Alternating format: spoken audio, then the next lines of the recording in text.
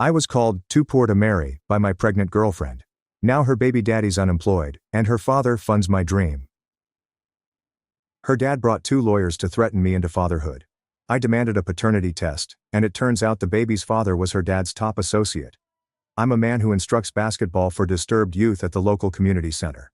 The compensation is not spectacular, but it keeps the lights on and allows me to make a difference in these children's lives. I've been doing it for years, and I enjoy what I do. The majority of them remind me of myself when I was that age, with no direction, little support, and just trying to get by. One of the youngsters I mentored when I initially started went on to play in the NBA. We are still in touch. Every now and then, he'll text me something like, "Couldn't have done it without you, coach." That kind of encouragement keeps you going when the money doesn't. My past isn't really heartwarming. When I was 7 years old, my father checked out, my mother got into some trouble, and I spent time in foster homes until I was 18 years old. After that, I spent about a year living in my beat-up Ford F-150, which I kicked my ass for, while working at an auto garage throughout high school. That truck was a complete shambles, but I paid for it myself, so it meant something. Then there's my girlfriend Natalie. We'd been dating for a while, having met at a charity basketball tournament where her father's law business was tossing money about. She also works there, although everyone knows her father, Edward, gave her the job. The girl had never experienced what it is like to check her bank account before purchasing something. "You're like this rough diamond I found," she said once. So authentic and real. It was as if I were at a museum exhibit of everyday people. But yeah, I fell hard nonetheless. Her face would light up when I took her up. How she'd listen to my stories about the kids I coach. She would curl up next to me at night. For once I felt as though I belonged anywhere.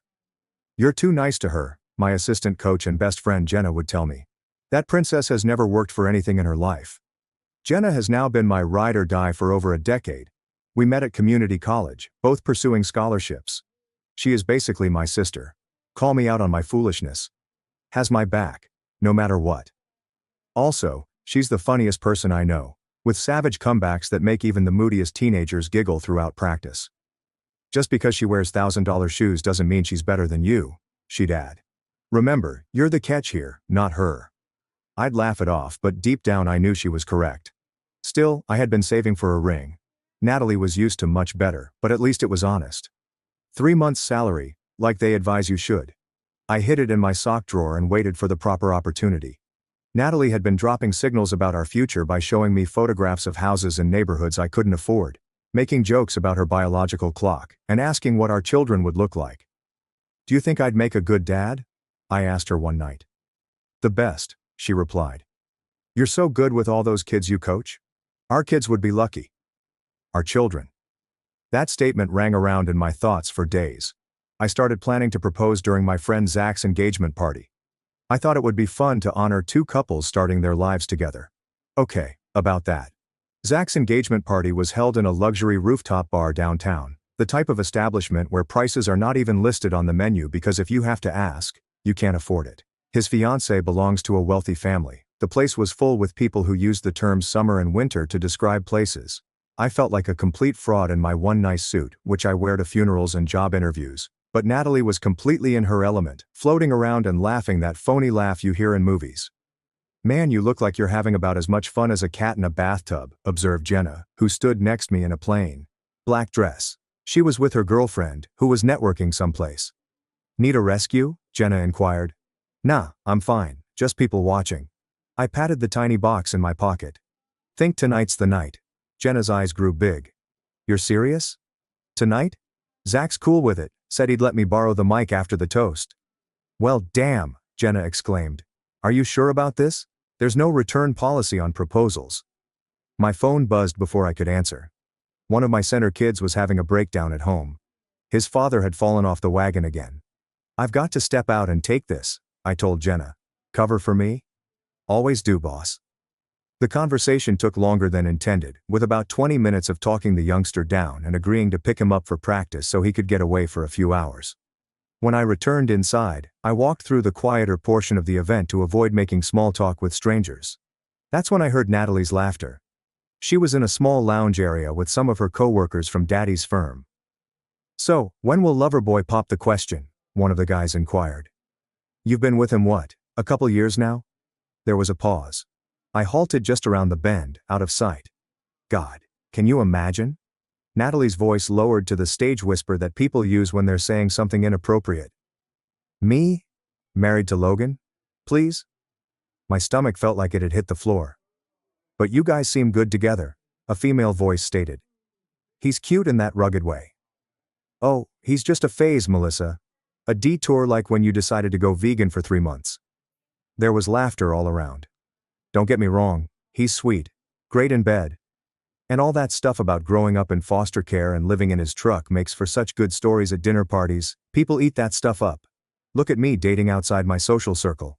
So progressive. The ring box felt like it was burning a hole through my pocket. But, is marriage material? Come on. Her voice became colder, more calculated. The man's a basketball coach for troubled kids. He drives a 10-year-old Jeep. He shops at outlets. What would we even talk about at charity galas? How he taught some project kid how to dribble today. More laughs. My hands were shaking. It was like seeing the last of something valuable slip through your fingers. My dad would absolutely lose it if I brought Logan home as fiancé material. Can you imagine the prenup discussions? So Mr. Reed, what assets are you bringing to this marriage? Your collection of hoodies and basketball sneakers? The group burst into laughing. I just stood there completely still, listening to them pick apart every facet of my life as if it were all a great joke. So, what's your endgame here? Someone inquired. I don't know, Natalie sighed. It's been fun. Different. But time to get serious. You know, there's that new senior partner Brandon, divorced, no kids, summer house in Martha's Vineyard. Dad's been pushing me to have drinks with him. That was it. I had heard enough. I walked right out of the party. I did not say farewell to anyone. I did not look for Jenna. I just left. The ring box felt heavy in my pocket. Outside I texted Jenna. Something came up with one of the children. I had to go. Tell Zach you're sorry. Then I blocked Natalie's phone number, drove home, and sat in the dark of my flat for a long time. I entirely evaporated. Turn off my social media. I informed the center that I needed personal time. Disconnected from everything. The only person I spoke with was Jenna, who arrived at my door with a pizza the morning after the party. What happened? She inquired, pushing past me into the flat. You look like absolute garbage. I told her everything. She listened without interrupting, which, if you know Jenna, is like seeing Bigfoot on a unicorn. That freaking snake, she remarked as I concluded. Then she picked up her phone. I'm calling her right now. I removed the phone from her grasp. Number, I'm done. Just done. What do you mean? She inquired. I mean, I'm not engaging, not fighting, not explaining, not giving her the satisfaction of seeing me hurt. I'm just gone. Jenna gave me a long look before finally nodding. Ghost protocol. I showed respect. My phone was inundated with texts and calls from numbers I didn't know. Natalie attempted to contact me after realizing I had blocked her. She even sent an email to my work account. Logan, please talk to me. Why did you leave the party? Why aren't you responding to my calls? This is not like you. I removed them all without replying. She showed up to my apartment. I watched through the peephole as she knocked, called my name, and then sat in the hallway crying. I turned on the television and let her sit till she departed 2 hours later. Jenna found it hilarious. Ice cold, Reed. Ice cold. But I wasn't trying to be frigid. I just had nothing to say to her. I'm with Logan all the way, Jenna stated. She showed her true colors. Screw her and the designer horse she rode in on. Jenna stated it in such a way that you could tell she'd been holding back those precise words for years, waiting for the day she could finally let them out without me defending Natalie. She had this expression of sheer satisfaction on her face, as if she'd been waiting to say that since day one. I was just starting to feel like I could move on from this whole situation when I returned home from grocery shopping to discover an ultrasound photo pinned to my door, along with a note. We need to talk. I'm 8 weeks along. Kindly call me. For a brief minute, I felt as if the floor had collapsed beneath me. A baby. Was this real? I stood in the hallway, grocery bags biting into my fingers, and stared at the grainy black and white image. Then I completed the math. Natalie had been in D.C. for a conference the entire week, thus conception would have occurred at the end of March, around 8 weeks. I remembered since I had driven her to the airport personally. I took the ultrasound and note, went inside, and eventually contacted her. Thank goodness she responded immediately. Logan, I've been so worried. The ultrasound, is it real? Of course it's real. I wouldn't lie about something like that. I'm pregnant, Logan. We're going to have a baby. When exactly did this happen? Because according to this, you got pregnant when you were in DC for that conference in March. She said nothing for a full second. That's, that's just an estimate. The doctor said it could be 6 to 10 weeks, right? My voice was oddly calm. Well, regardless, it's none of my business. What do you mean it's none of your business? If I'm pregnant, it's very much your business. See, that's the thing. You made it pretty clear at Zach's party that I'm just a phase, not marriage material. What were your exact words? A detour.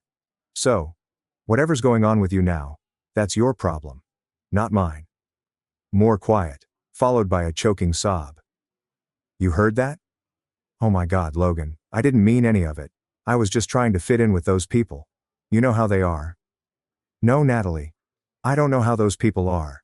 I'm just a basketball coach for troubled kids, remember? What would I know about your world? Please, can we talk in person? I have something to show you. Something that will prove how I really feel about you. I could have simply hung up on her, but a part of me required closure. I longed to know how someone could fake sentiments for so long. Plus, I decided I should probably check out the whole pregnant problem face to face, even if the timing seemed illogical. So against my better judgment, I agreed to meet her in a coffee shop. Neutral zone where I could easily leave if things went wrong. I told myself I was only going to confirm what I already knew. Whatever we had was based on falsehoods, and then I could go on for good. Natalie was already there when I arrived, and she looked nothing like herself. Hair pulled back messily, minimal makeup, trousers and a sweater instead of her typical luxury outfits. Thank you for coming, she replied, sliding a mug in my direction. I got you black coffee, 2 sugars. I did not touch it. You said you had something to show me. She delved inside her backpack and took out a leather-bound journal. I've been keeping this up for the past year. I want you to read some of the entries. She opened it to a bookmarked page and slid it across the table. The handwriting was tidy and feminine. Logan and I saw a movie tonight that included a cute family scene. He added that he would like to coach his own kids someday. He talked about it in terms of when rather than if. I've always told everyone that having children would disrupt my career. But tonight, I found myself seeing a tiny boy with Logan's chuckle, learning to dribble, or a tenacious little girl with his patience. For the first time, the thought of being someone's mother does not frighten me. What is this man doing with me? Dad would freak out if he found out I was fantasizing about baby names instead of finding a mate by the age of 35. I flipped through more pages. Entries about our dates, my job with the kids, potential trips, and a future house, all written in the same handwriting. Build an image of someone truly in love. I've never shown this to anyone, Natalie admitted quietly. Not my friends, not my therapist. This is the real me, Logan. Not what you heard at that party. I closed the journal and pushed it back to her. Why would you say those things if you didn't mean them? Because I'm a coward, her voice broke. Because I've spent my whole life trying to be what my father wants me to be. Because those people at the firm, their approval still matters to me, even though I hate myself for it. What you heard was the old me. I'm trying not to be anymore. The journal is the real me. I sat back in my chair and studied her face. Something felt odd. And the ultrasound is real, she replied hastily. I'm pregnant, Logan. We're going to have a baby. But the doctor must have gotten the dates wrong. You know how these things go. I didn't, but I nodded nonetheless. I need time to process all of this, I finally said. Of course. She stretched for my hand. I drew back slightly. She pretended not to notice. Take all the time you need, just don't shut me out completely, okay? There's a baby to think about now. That night I phoned Zach. I hadn't spoken to him since his engagement celebration. Dude, where did you disappear to? Jenna said something about one of your kids having an emergency. Yeah, something like that. Hey, random question after I left, did Natalie say anything about me? There was an awkward moment. Look man, she was pretty wasted. Just tell me. She kept making these weird jokes about you to her work friends, like imitating the way you talk, making fun of your job. It was not cool. Zach's girl almost said something to her, but we figured it would just make a scene. I tightened my grasp on the phone. Anything else? She was hanging all over some guy in an expensive suit later. I think he works at her dad's firm. They left together, which surprised everyone since you had just vanished. I thanked him before hanging up. Now, hear me out. Things didn't make sense to me. Why would she write in her journal about me and her having children when she clearly has no plans with me other than disrespect and gossip behind my back? Something about the journal was bothering me. Even the way she presented it felt too convenient and polished. So I called Jenna. "Hey, I need to pick your brain about something," I replied when she responded. "Shoot." "So, I met with Natalie today. She showed me this journal she claims she's been keeping for the past year, full of entries about how much she loves me, how she wants a future together, all that stuff." "A journal?" Jenna said frankly. "Seriously?" "Yeah. Leather-bound thing she supposedly writes her deepest thoughts in. Did you ever see her with something like that at the party, or has she ever mentioned keeping a journal to you?" There was a prolonged pause on the other end. "Look, I'm about to break some serious girl code here," Jenna finally said. "But you deserve the truth. In all the times we've hung out, even when you weren't around, Natalie has never once mentioned keeping a journal. And I've been in her bag plenty of times when she needed me to grab her phone or whatever." "No journal? You think she could be lying about it?" Jenna snorted. "Logan, I could make a fake journal like that in 2 days flat.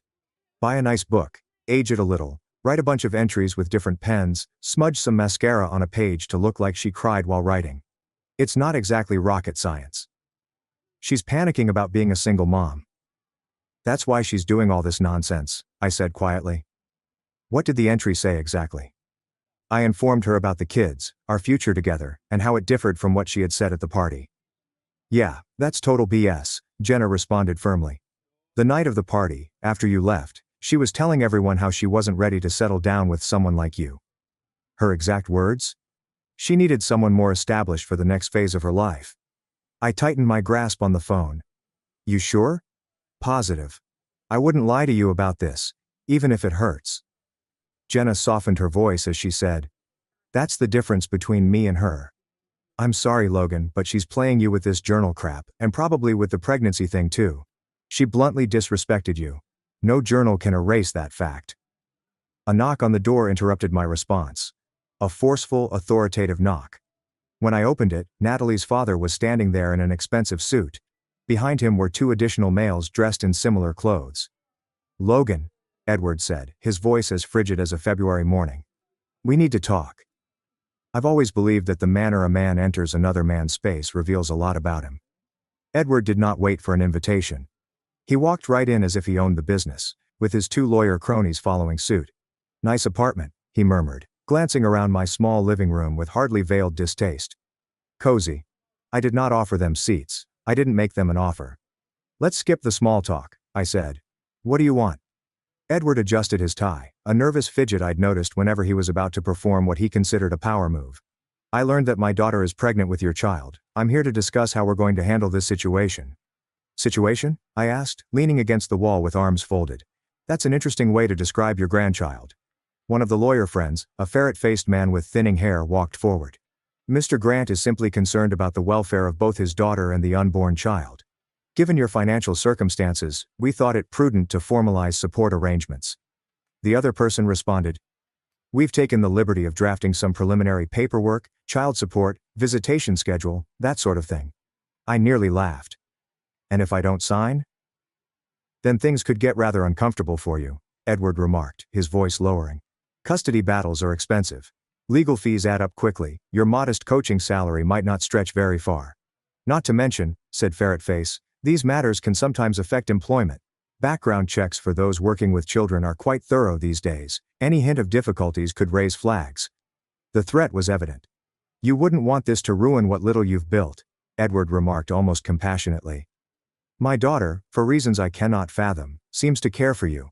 She wants you involved in the child's life. We're simply trying to establish parameters that work for everyone." Parameters. I slowly nodded. "Right." I went to my kitchen and returned with a glass of water for myself. I did not offer them any. "Here's my parameter," I explained gently. "Paternity test. Before anything else happens." Edward's face flushed slightly. "That's insulting to my daughter." Number 2, less insulting than you 3 showing up at my door with thinly veiled threats. Paternity test, or no conversation. You can't seriously think Natalie would. 8 weeks, I cut him off. That's what the ultrasound says. 8 weeks ago, your daughter was in DC for a law conference. I have the plane ticket receipt in my email. I drove her to the airport myself. That fell like a brick in the room. Edward's eyes narrowed. Furthermore, my reply was, I have evidence suggesting the baby might belong to someone else. A colleague of yours, actually. A door opened behind them. Jenna walked in. Perfect timing as always. Oh damn. It's a lawyer convention, she exclaimed joyfully, dropping her bag on the counter.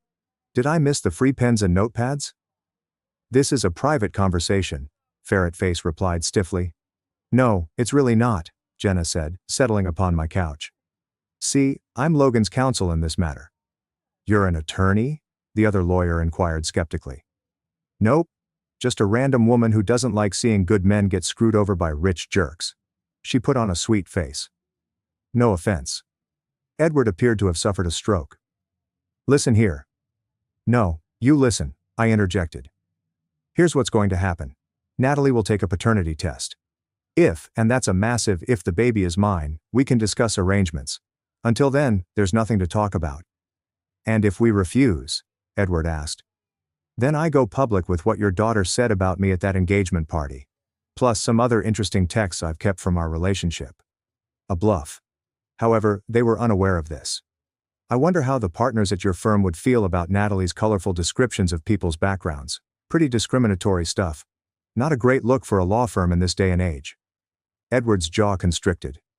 Lawyer number 2 whispered something in his ear. Fine, Edward finally replied. A paternity test. But discreetly. At our family doctor's office. Absolutely not, Jenna interjected. Independent laboratory. Separate appointments. Unless you guys want to fabricate results too. I gave her a look, but she shrugged unapologetically. Independent lab is fine, I agreed. Tomorrow. As they filed out, Edward turned around. If you are the father, Logan, make no mistake. You will do right by my daughter. Jenna gave a low whistle once they left. Man, I wish I'd recorded that. You were so calm. I could practically see the ice in your veins. Just playing the long game, I responded, feeling weary. Always have. The paternity test resulted in exactly what I expected. There was no way I was the father of Natalie's child. I was seated on my couch when the email notification arrived.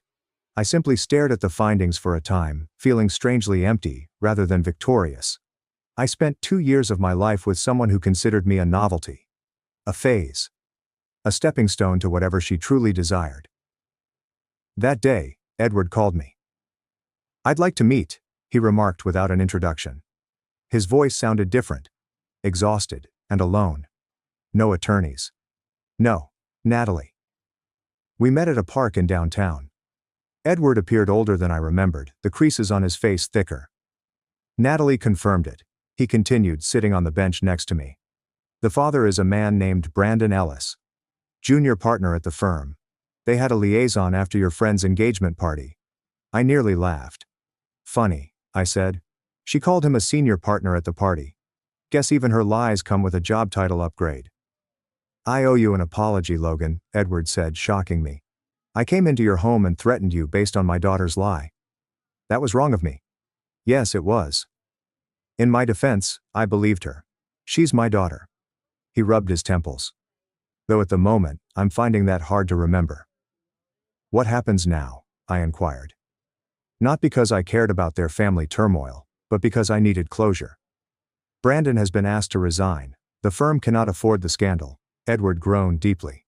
As for Natalie, she'll have support financially and otherwise, but there will be consequences for her actions. We sat quietly for a moment, watching a basketball game nearby. You know, Edward finally remarked, I never understood what she saw in you. No offense. None taken. But seeing how you've handled this situation with dignity, with restraint, I think perhaps I was the one who misunderstood. He extended his hand. I truly am sorry for the part I played in this mess. I shook his hand briefly. Take care of your daughter, Edward. And your grandkid. That's what matters now. And what will you do? I stood up. Move on, live my life. So I did. Natalie experienced a rapid and nasty consequence. According to Zach, who is still close with his girlfriend's cousin, who works at the firm, Edward did more than simply ask Brandon to go. He also cut Natalie off altogether. Apparently the paternity test incident was the final straw. After years of cleaning up her messes, the firm was already struggling with some public relations concerns, and Edward couldn't risk his daughter's drama going public. Dude, she got evicted from her fancy downtown apartment, Zach told me over beers. Edward froze all of her accounts, took back her car, and told her she needed to face repercussions for once in her life. The word around town is that she was forced to move in with her mother's sister in that run-down part of town that Edward despised. Poetic justice, I suppose. Her Instagram went black immediately after everything went down. No more meticulously edited photographs or motivational quotes about living your truth. What about Brandon? He did not simply leave town. He was blackballed from every reputable law practice in the state. Edward made sure of it. It turned out that the senior partner's devotion was to the firm, not Natalie's favorite junior associate. Brandon is now working an entry-level corporate job in Omaha, sending child support payments that barely cover diapers. I didn't stick around to watch how the dust settled. I used that ring money to put a down payment on a tiny shop space near the community center. Jenna and I started our own youth basketball academy. Things began to move quickly after that. Remember the kid I helped? Who made it to the National Basketball Association? He learned about what I was doing and contacted out. He wanted to support the academy and associate his name with it. Suddenly, we had actual financing, equipment contributions, and media coverage. "You know what I like about you, Reed?" Jenna asked yesterday, while we were hanging the sign above our front entrance. "You never get mad, you get better." I've been thinking a lot about how the worst things that happen to us can often drive us in unexpected directions. The day following our big opening, I treated myself to something I'd wanted for years, a brand new Jeep Wrangler in midnight blue. Nothing showy but reliable. Mine. Paid in full. No funding. This is the first new car I've ever owned.